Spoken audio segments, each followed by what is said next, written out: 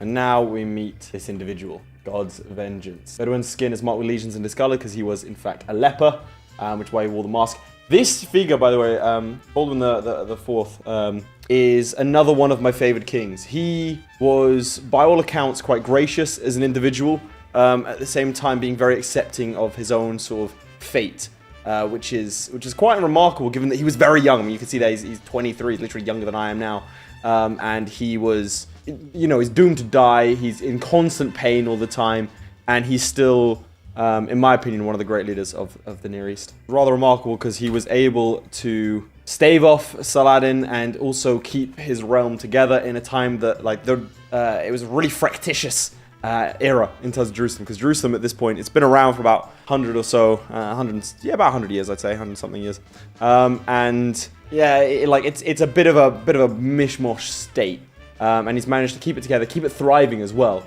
whilst dealing with the incursions from the Ayyubids at the same time as his own people, and just generally trying to keep things together. It was remarkable. I would argue that, just a bit of history, I would argue that it's his own leprosy that informed his own decisions, because a lot of the time you have, in this era, perfect example is going to be over here, Richard the Lionheart, where they're focused not on the realm as a whole. He would make a deal with France to rebel against his own father, but it is more quite distinctly focused on himself. Again, or a lot of kings and emperors, by virtue of the position they're in, are incredibly egotistical, and sort of, as they are, according to their own customs, chosen by God to lead their people, they afford themselves a lot of liberty in terms of how they act.